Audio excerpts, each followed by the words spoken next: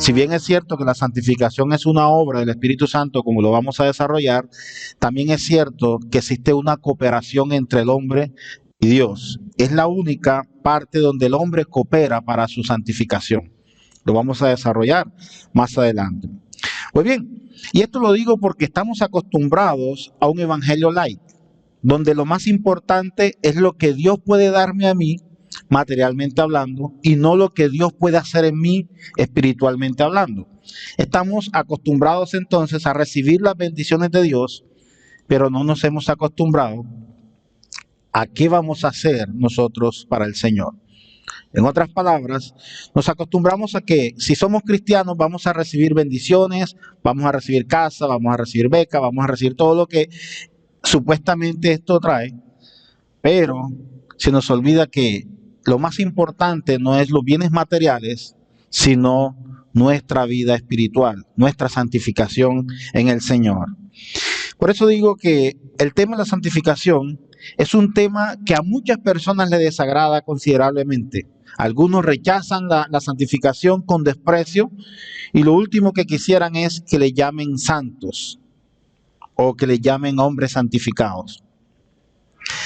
La política, las controversias, el partidismo, la mundanalidad han socavado el centro mismo de la piedad viva en demasiado de nosotros. Es decir, nos hemos acostumbrado a que todos estos temas tomen relevancia en nuestra vida, pero hay un tema que es importante y que es más relevante que todos, y es el tema de la santificación, es decir, el tema de la consagración personal a nuestro Señor. Y eso muchas veces lo dejamos de lado. Sí, sabemos cuáles son las doctrinas, creemos en la justificación, creemos en la regeneración, pero ¿hemos practicado la santificación? Creería que es un tema que si usted le pregunta a un creyente si conoce el tema de la santificación, creería que el 90% dirá que no sabe o no la conoce, o quizás jamás y nunca la ha escuchado. Pues bien, recordemos lo que dice el apóstol Pablo cuando le escribe a Tito. Quiero que me acompañen en sus Biblias. Tito capítulo 2, y leamos del versículo 9 al versículo 10.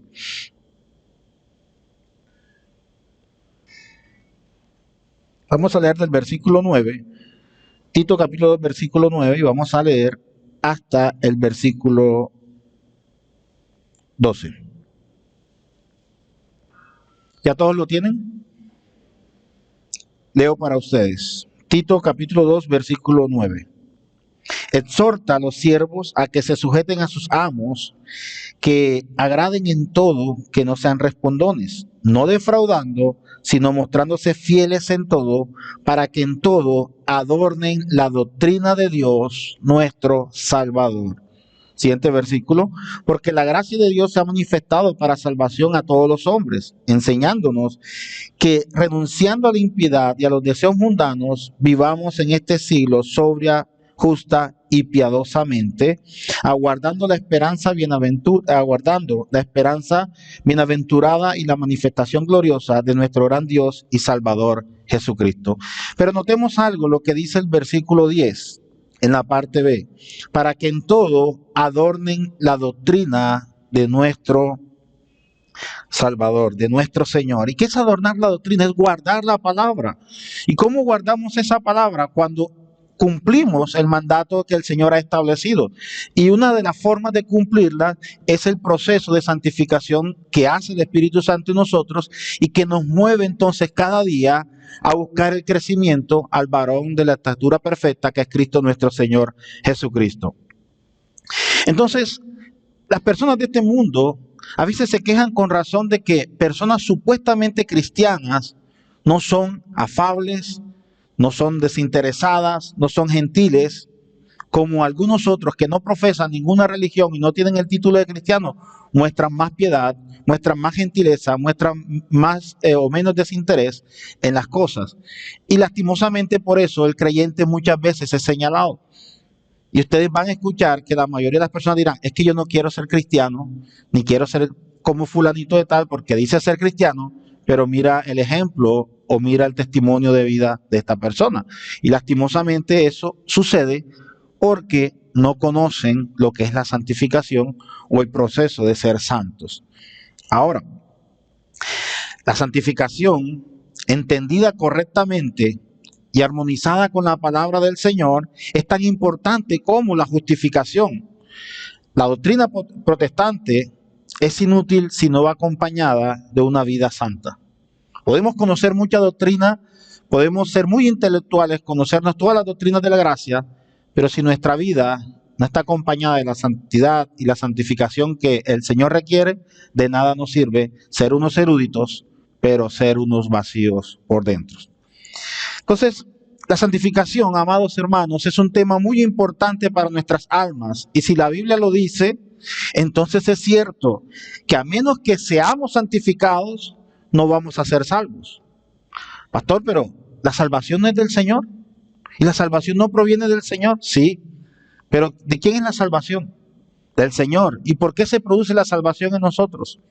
Por la obra del Espíritu Santo en nuestros corazones, quien nos convence de pecado, hace que surja el arrepentimiento en nosotros y luego que somos justificados, entonces somos regenerados y después nos ayuda en nuestro proceso de santificación. Por eso les decía que si no somos santificados, entonces no somos salvos, porque todo es obra del Señor y el Señor no hace la obra a media, sino que la hace completa.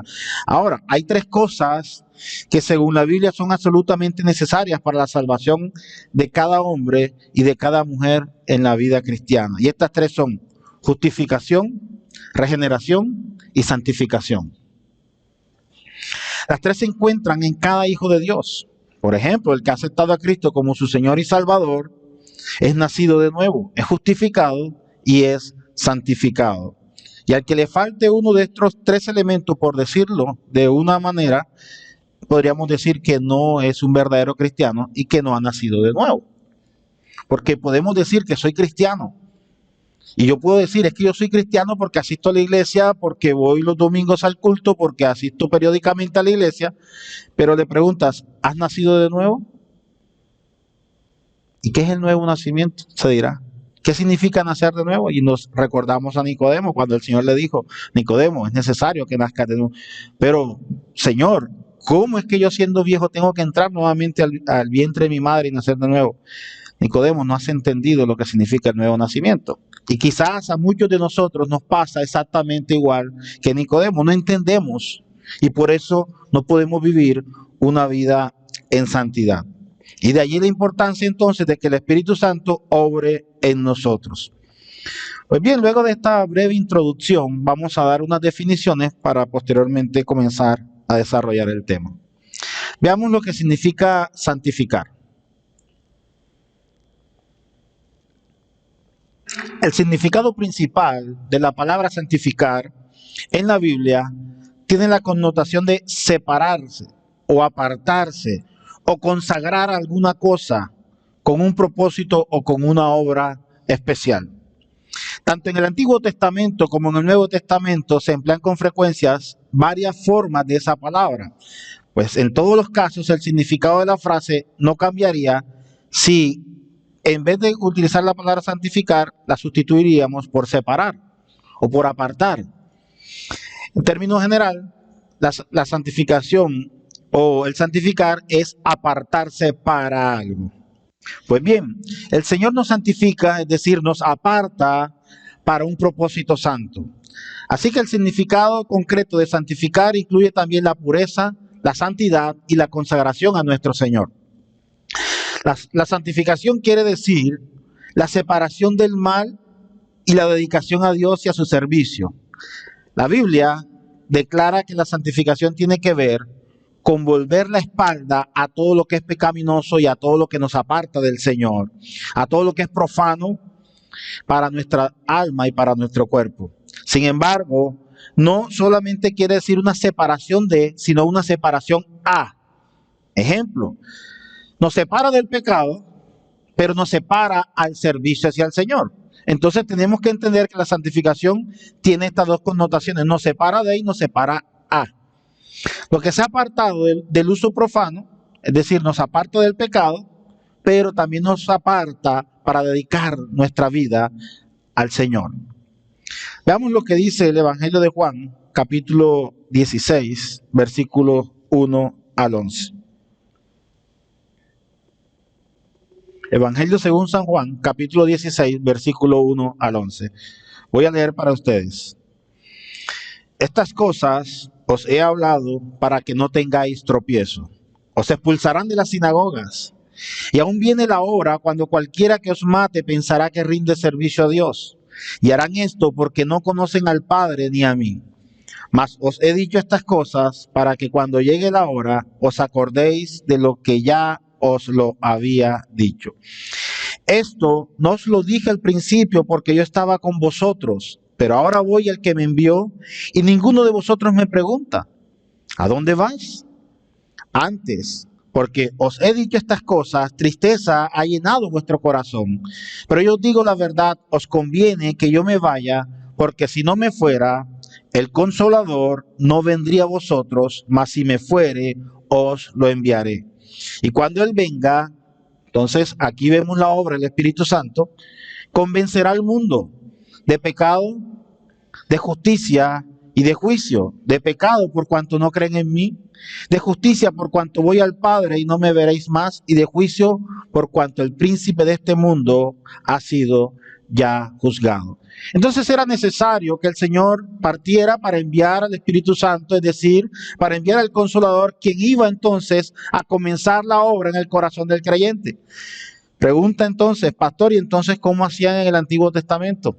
Exactamente igual, el Espíritu de Dios actuaba en el corazón del hombre, lo llevaba al arrepentimiento, lo llevaba a la fe, y la fe lo llevaba entonces a vivir una vida santa. Y eso lo vemos en Hebreos cuando vemos que están hablando acerca de los hombres de la fe. Por la fe Abraham dejó todo lo que tenía y sirvió al Señor. Y vemos muchos otros personajes que actuaron por fe siguiendo al Señor.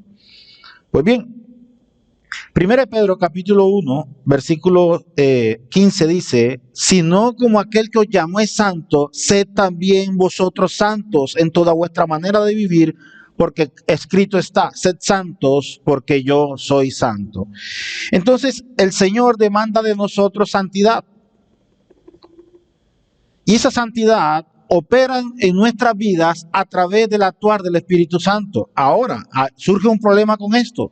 ¿Y cuál es el problema? El problema radica en que nosotros mismos no somos santos, ni podemos lograr la santidad por nuestras propias fuerzas. Pero sin embargo, la Biblia nos habla y nos dice que nosotros somos santos. ¿Hay una contradicción? De ninguna manera. Les explico. Por nuestra propia fuerza no somos santos, ni vamos a lograr la santidad si no permitimos que el Espíritu Santo obre en nuestros corazones. Sin embargo, a pesar de esta limitante, la Biblia se refiere a nosotros como los santos, porque es que el término santo significa uno que es santo, es decir, uno que ha sido apartado por el Señor.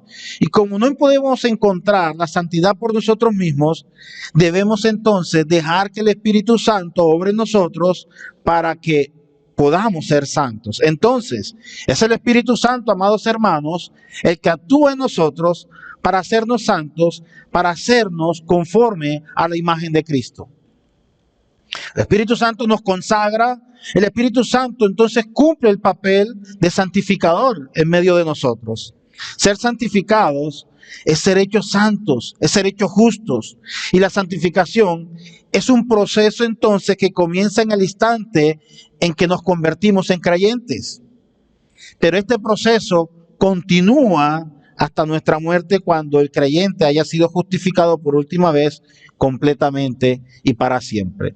En otras palabras, el proceso de santificación es un proceso progresivo que comienza en el instante en que reconocemos al Señor como nuestro único y suficiente Salvador y continúa en toda nuestra vida hasta el fin de nuestras vidas terrenales.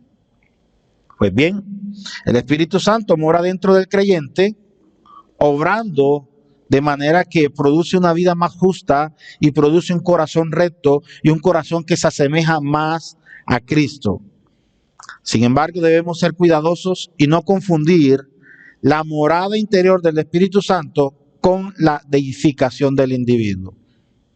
Y eso tenemos que hacer énfasis. Si bien es cierto que el Espíritu Santo mora en nosotros y nos lleva a ser santos, en ningún momento quiere decir que nosotros nos vamos a deificar y vamos a ser sumamente supremos, por decirlo de esa manera. De ninguna manera, seguimos siendo los mismos. La diferencia es que el Espíritu Santo ahora obra en nosotros, pero obra para bien. Obra para cumplir el propósito del Señor. Obra para que nosotros demos testimonio de Cristo, pero en ningún momento obra para elevarnos a un estado superior. Pues bien, el Espíritu Santo está dentro de nosotros y obra dentro de nosotros, pero el Espíritu Santo no se convierte en nosotros. Es decir, el Espíritu Santo no se convierte en un creyente.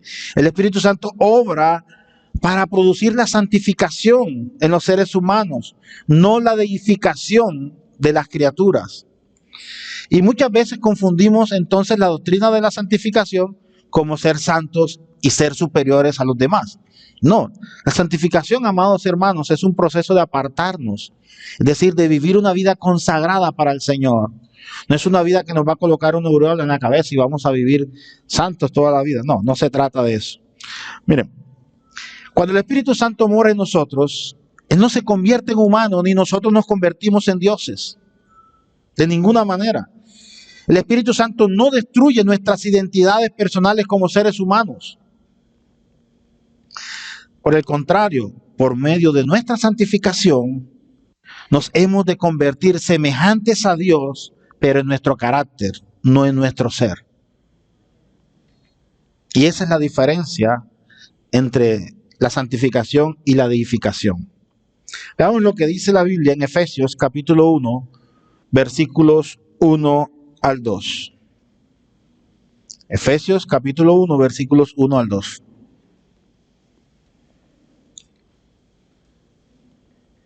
¿Ya lo tienen? Dice las Escrituras de la siguiente manera: Pablo, apóstol de Jesucristo, por la voluntad de Dios, a los santos y fieles en Cristo Jesús que están en Éfeso. Gracia y paz a vosotros, de Dios nuestro Padre y el Señor Jesucristo. Y luego vamos a Colosenses capítulo 1, versículo 1 y 2. El que acabamos de leer es Efesios 1, 1, 2. Ahora vamos a leer Colosenses 1, 1 y 2. El mismo apóstol Pablo escribiéndole a la iglesia: Pablo, apóstol de Jesucristo por la voluntad de Dios, y el hermano Timoteo, a los santos y fieles hermanos en Cristo que están en Colosas, gracia y paz a vosotros, de Dios nuestro Padre y del Señor Jesucristo. ¿Cómo se dirige el apóstol Pablo a los hermanos de las diferentes iglesias? Como los santos. Pastor, ¿y eso qué significa entonces? ¿Que nosotros somos santos? Es decir, ¿hemos sido santificados? Pues sí, hemos sido santificados por la obra del Espíritu Santo. Pero lo que debemos tener en cuenta es que se nos llama santos simplemente porque hemos sido santificados por la obra del Espíritu Santo en nuestros corazones, no por nuestros propios méritos. Porque, como se los dije al principio, por nuestros propios méritos jamás vamos nosotros a ser santos.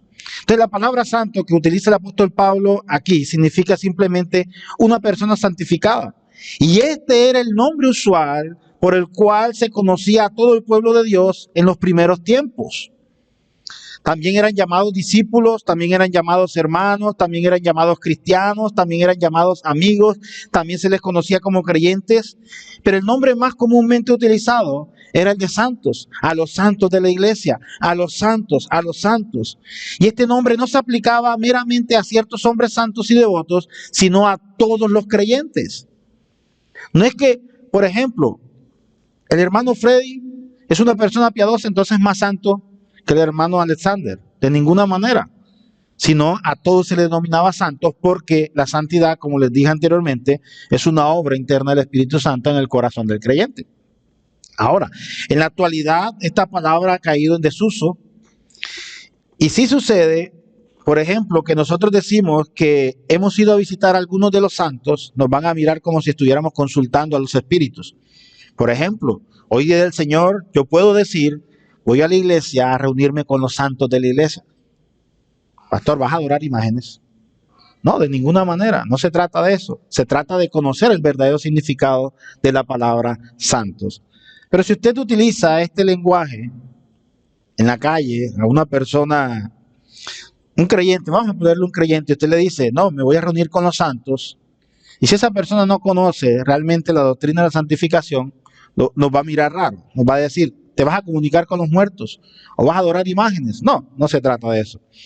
Y un ejemplo lo vemos en Pedro y Pablo. Pues Pedro y Pablo no eran santos debido a su celo, debido a su devoción, no. Ellos eran santos porque habían sido purificados de sus pecados por la preciosa sangre de Cristo. Y esto es lo que los había constituido en verdaderos creyentes, en una persona santificada. La santificación, amados hermanos, es la única certeza de la evidencia de que el Espíritu Santo mora en el creyente, lo cual es esencial para la salvación. Veamos lo que dice el apóstol Pablo en la epístola a los Romanos, capítulo 8, versículo 9. El apóstol Pablo, escribiéndole a los hermanos de la iglesia en Roma, les dice lo siguiente, Romanos 8, 9. Mas vosotros no vivís según la carne, sino según el Espíritu, si es que el Espíritu de Dios mora en vosotros. Y si alguno no tiene el Espíritu de Cristo, no es de él.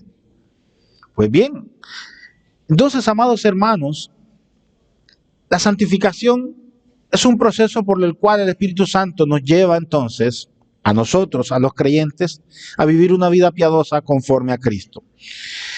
Hay que tener en cuenta, como lo dice el apóstol Pablo, mas vosotros no vivís según la carne, sino según el Espíritu.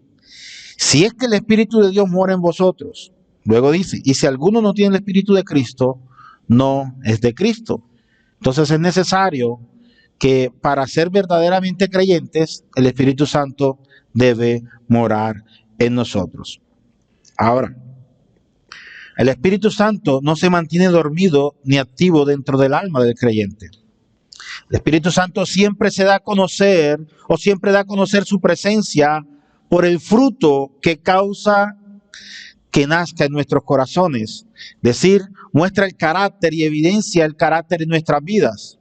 Como lo vemos en Gálatas capítulo 5, versículo 22, el fruto del Espíritu Santo es gozo, paz, amor, paciencia, benignidad, bondad, fe, mansedumbre, templanza y todas las cosas similares. Es el fruto del Espíritu Santo. Y cuando nosotros como creyentes mostramos estos frutos, entonces estamos dando evidencia de que realmente el Espíritu Santo mora en nosotros y de que realmente entonces hemos sido santificados. Porque donde existen estas virtudes, allí está el Espíritu de Dios. Pero donde faltan estas virtudes, los hombres realmente están muertos espiritualmente y no tienen el Espíritu Santo. Es decir, no muestran evidencia de que han sido regenerados, de que han sido transformados, de que han sido justificados y peor aún, de que han sido santificados. Cuando no mostramos el fruto del Espíritu Santo. Por eso es necesario, amados hermanos, que cada creyente muestre la evidencia del Espíritu Santo. Ahora, se nos ha enseñado erróneamente en algunas congregaciones, en algunas iglesias, que la evidencia más significativa de que hemos sido llenos del Espíritu Santo es el hablar en lenguas. Es el hacer prodigios y milagros. No, eso no es evidencia de que hemos sido llenos del Espíritu Santo. Evidencias palpables de que un creyente lleno del Espíritu Santo es cuando mostramos el fruto del Espíritu Santo. Mostramos paz, mostramos paciencia, mostramos benignidad, mostramos bondad, mostramos fe, mansedumbre, templanza. Todas estas cosas hacen parte del fruto del Espíritu Santo. Entonces el Espíritu en algunas veces es comparado con el viento, en el sentido que como el viento no se ven con nuestros ojos físicos, pero sí sabemos que hay viento por el efecto que produce en nuestros cuerpos. Usted puede sentir el viento en su cuerpo. Usted puede ver un humo y puede ver cómo el humo se traslada de un lugar a otro y usted dice, hay viento. Pues bien, también podemos ver cuando los árboles se mecen de un lado a otro, decimos que es a causa del viento. Pero entonces también de la misma manera podemos saber que el Espíritu Santo está en alguien por los efectos que produce en su conducta. Por eso el verdadero creyente siempre debe dar muestras de que el Espíritu Santo mora en él y que su vida es un testimonio de que Cristo mora realmente dentro del creyente. Porque no existe nada como decir cristiano mundano. Entonces nunca va a haber un cristiano viviendo para el mundo ni mostrando frutos del mundo, porque realmente no ha nacido de nuevo y realmente no es un verdadero creyente. No existe eso como cristianos a media. O eres cristiano o no eres cristiano, o eres creyente o no eres creyente, o eres salvo o no eres salvo. No existe un estado intermedio. No, es que estoy alcanzando ahí un poquito para llegar a la salvación. No, o eres salvo o no eres salvo. O el Espíritu Santo obra en ti o no obra en ti. Pero lo que sí sucede es que cuando hemos sido justificados, regenerados y alcanzados por el poder del Espíritu Santo, entonces sí hay un cambio en nuestra vida, hay un cambio en nuestro carácter, porque ahora vivimos para Cristo y vivimos para agradarle y para glorificarle y para exaltarle. Entonces nuestra vida ahora se convierte en una vida para el Señor, una vida que ahora está dedicada para el Señor. Una vida donde glorifiquemos a Dios con nuestra conducta, con nuestro carácter, con nuestra forma de ser, con nuestra forma de vestir. Que demos evidencia realmente de que hemos sido comprados a precio de sangre.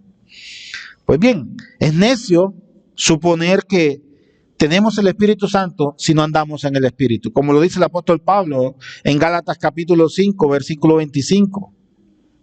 Y eso lo explicamos en un sermón, viviendo en el Espíritu. Es decir, mostrando o dando muestras de que el Espíritu Santo vive y mora en nosotros. Ahora, podemos depender de esto con gran certeza, que donde no hay un vivir santo, no hay evidencia de que exista el Espíritu Santo. Porque el sello que el Espíritu estampa en el pueblo de Dios es la santificación. Todos los que de hecho son guiados por el Espíritu Santo o por el Espíritu de Dios son los únicos que pueden llamarse hijos de Dios. Veamos lo que dice Romanos capítulo 8, versículo 14.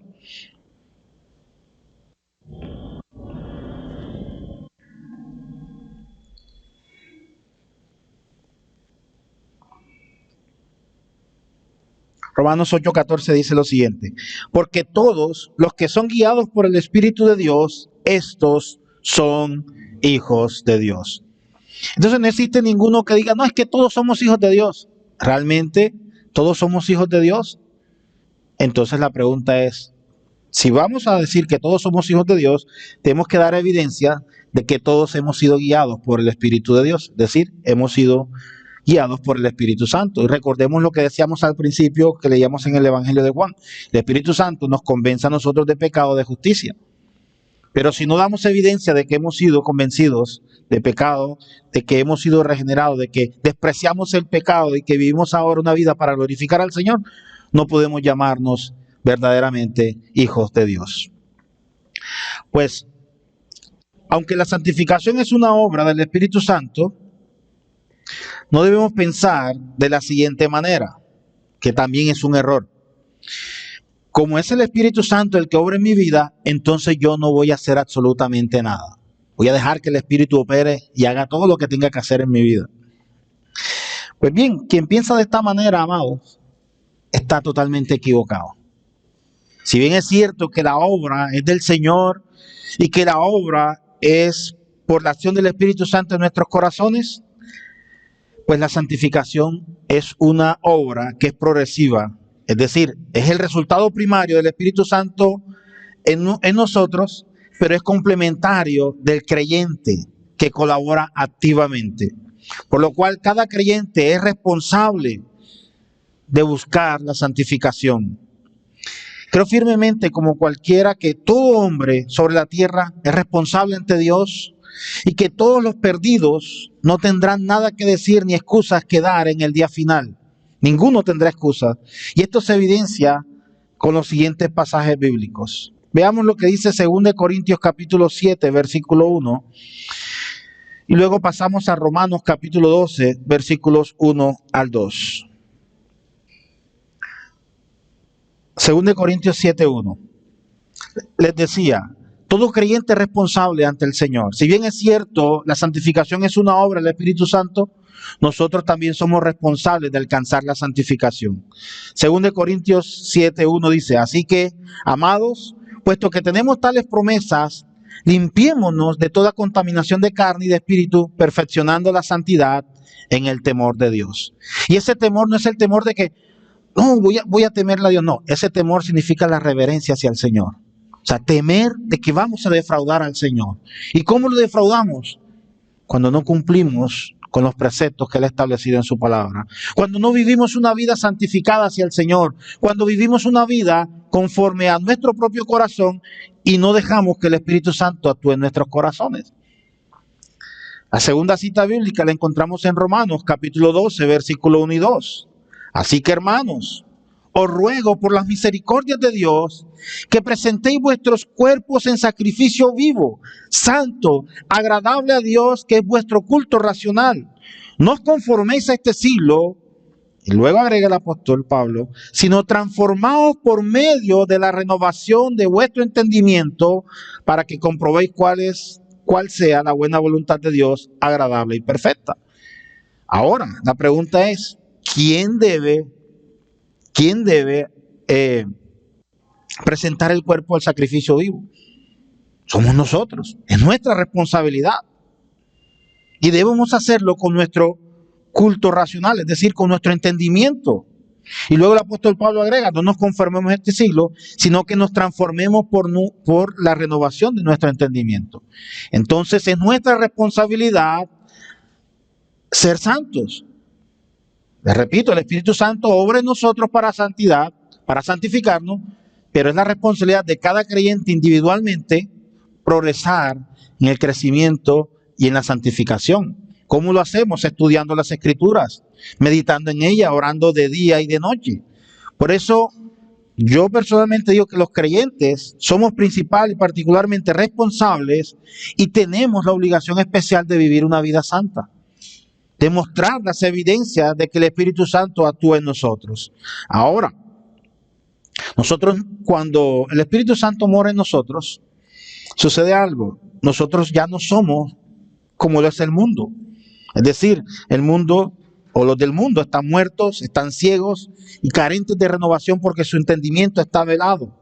No viven para el Señor, viven para sus propias vidas, para la concupiscencia de sus propios pecados. Pero cuando hemos sido alcanzados por la gracia de nuestro Señor y el Espíritu Santo mora en nosotros, entonces hay luz en nosotros, viene el conocimiento del Señor y comenzamos a vivir una vida apartada hacia el Señor, una vida santificada totalmente. Entonces el Espíritu Santo hace nacer al creyente la vida nueva que viene de parte del Señor. Nos sustenta en esa nueva vida. Y esta vida nueva es un milagro que el Señor ha hecho en cada creyente a través de la obra del Espíritu Santo para que andemos en Él. En otras palabras, el Espíritu Santo actúa en nosotros de tal manera que nos lleva al conocimiento pleno del Señor. Entonces surge una pregunta: ¿cuándo es santificado un creyente? Ya sabemos que es obra del Espíritu Santo. La pregunta entonces es: ¿cuándo es santificado? Y las Escrituras nos habla de nuestra santificación en relación con más de un periodo de tiempo. Y voy a explicarles. La santificación es un proceso que alcanzamos en el mismo momento en que somos justificados, en el mismo momento en que somos regenerados. La diferencia es que es progresivo. Por ejemplo, las Escrituras hablan de más de un periodo de tiempo. Podríamos enumerarlo de la siguiente manera. Número 1, antes de que el mundo fuese, en la mente y en el propósito de Dios, ya estaba el propósito de Dios de santificarnos. Número 2, en la cruz, cuando Jesús murió, hace más de 20 o 21 siglos. Y número 3, cuando el Evangelio es aplicado por el Espíritu Santo con poder y le recibimos. Para ilustrarlo o para mostrarlo, permítanme mostrarles o ilustrarles a través de una pequeña ilustración. Supongamos que un lunes por la mañana una señora va a un supermercado a hacer compras. Imagínense un centro comercial de esta ciudad, uno de los más grandes. No voy a dar nombres porque no nos están pagando publicidad. Imagínense que esta señora va el lunes, es decir, mañana, al supermercado, y mientras está haciendo sus compras, mira hacia una vitrina y hay un vestido hermosísimo. Y esta mujer piensa para sí: wow, qué vestido tan encantador. lo compraré y me lo probaré. Pero va a mirar en su billetera y se da cuenta que no tiene el dinero suficiente para comprarlo. Entonces dice mentalmente, este vestido me gusta y lo voy a adquirir próximamente. Luego el martes, ya consiguió el dinero, la señora se va para la tienda, pide el vestido, se lo prueba, le queda muy bien, lo paga, entonces pasa a ser la propietaria de este vestido. Y ahora que es su vestido, ella puede hacer con el vestido lo que mejor le plazca. Pero entonces le dice a la vendedora, apárteme el vestido, mañana enviaré a buscarlo. Llega el día miércoles. La señora entonces envía a su empleada, la empleada entra a la tienda y dice, vengo por el vestido de mi jefe. Menciona el nombre de la señora y la la vendedora le envuelve el vestido en un paquete que contiene el vestido y ella se lo lleva a su dueña. Ahora pregunto, ¿cuándo fue que la señora apartó el vestido para su propio uso? En otras palabras, ¿cuándo fue que la señora santificó, es decir, apartó el vestido para su propio uso? ¿El lunes, el martes o el miércoles?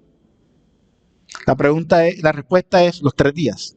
Y les voy a mostrar. El lunes, por lo que respecta a su mente y su propósito, porque en su mente estaba comprar el vestido. El martes, porque pudo asegurarlo a través del pago. Y el miércoles, al enviar a su empleada a buscarlo y a apropiarse propiamente de ella, por medio del cual el vestido pasó efectivamente de la tienda a la casa de la señora.